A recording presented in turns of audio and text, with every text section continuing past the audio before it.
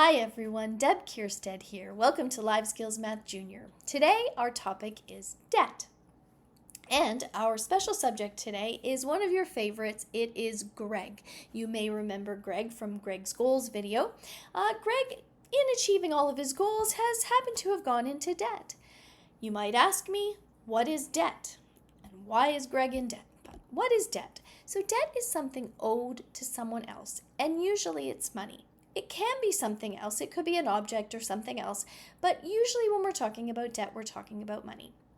So in this picture here, you can see that Clem is giving some money to Oreo. Now, Oreo is going to have to pay back this money. It's not a gift, it is a loan. Therefore, Oreo has to pay back this debt to Clem. He's going to have to pay the money back. Now he'll have to pay the money back, and usually when we have a debt, we also, if you remember when we talked about interest, usually we'll pay back interest on top of the debt. You won't just pay the amount. So if Clem loaned Oreo $50, then Oreo would pay back the $50 and then some more on top of that. Interest and interest rates, it's a different topic. We're not going to go into that here, but I'm sure you understand how how debt tends to work. We usually refer to debt in terms of two main types of debt, okay? There is good debt and bad debt. So you might ask, good, how can owing money be a good thing? Well, it depends, what you're using with the money and what you're getting from it. If what you're getting is more than what it costs you, then it can be a good debt.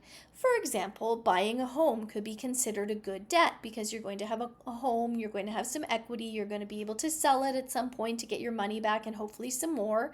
So all of these things can make a home, it can be a good debt. It's not always if you buy the house for too much money, or if something happens and the price goes down, or if it gets destroyed something. But in general, we will say, buying a home can be a good debt. So you see here, Greg has bought himself a little home, and the mortgage, which is a type of debt, a type of loan, he had to get for his house. So Greg has some debt. He has a mortgage for his very cute little home there. And we're going to say that's a good debt. So another important part of debt, if it's a good debt, is can you manage it? So can you sleep at night? Can you sleep easily like Greg is right here? Or are you worried, stressed? Are you having to pay too much money and work too hard so you can't afford it? So if you can manage it, that also is another sign that it is good debt.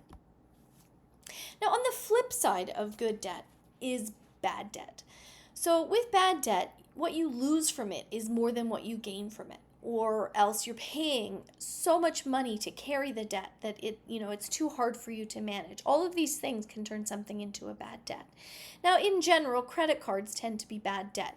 The reason that they are bad debt is because the interest rates are so high and it's so hard to pay it all back in a reasonable time. And what you end up paying back is so much more. So that's one reason we say that in general, credit cards are a bad debt. So another way to say it's a bad debt, if you're like Clementine here and you're just digging this hole for yourself, you're in this box and you can't get out of it. So if the debt puts you in a place that you're stuck, that you can't get out of, that you're living just paycheck to paycheck and you're just putting all your money into your debt, that's not a good debt. It's not creating a good life for you. So good debt, bad debt, other examples of bad debt, as we've said, credit card debt, cash advance loans, cash advance on your Visa or credit card, payday loans, loans where you're paying such a high interest rate and you're paying it because you don't have enough money and you're not budgeting your money well. Those are all examples of bad debt. There are other examples as well. Now, why have debt? If we have good and bad debt and all that, why have it? Well, sometimes there's something you would like to get and it could make your life better. Like say you live in a place where you really need a car to get to work or something like that. So having the debt, having that car can make your life better. And if you can afford it, that makes your life better. So it's a worthwhile debt. So you need to look at the whole picture with the debt. If it makes your life better, if it makes it easier for you, if it makes it easier for you to make money or get around or saves you money and time over the long haul, those are all reasons why you might want to get into debt. Now, who has debt? If we look at the statistics, most people will have debt at some point in their life. They will have a credit card, they will have a mortgage if they buy a house, they will have a loan for a car, they will have a line of credit. Most people will have debt at some point in their life. So it's all about the balance of your debt. You just want to make sure that the debt is balancing in your favor so that you are coming ahead financially, not the other way around. So, how to manage your debt and how do you get out of bad debt? So, managing your debt, again, it's making sure that you're not spending more on your debt than you're reasonably able to do so, okay? You really need to look at the whole picture of your budget in order to determine these things, but making sure that your debt is not taking up too much of your income. Too much of your time and effort is a really important factor. Now, if you do get into bad debt, then you really want to prioritize that and you want to prioritize paying that back before you take care of other things because it's going to take away from your life and take away from your finances if you're not looking after it. So it definitely has to become a priority when you do get bad debt. So, Live Skills Math Junior debt. There's Greg here. He's feeling pretty happy right now. He does have some debt. He has that mortgage on his house. He does have a couple credit cards that he needs to pay off. But overall, he's making really good choices. So he's having a good life. He's managing to use debt to make his life better.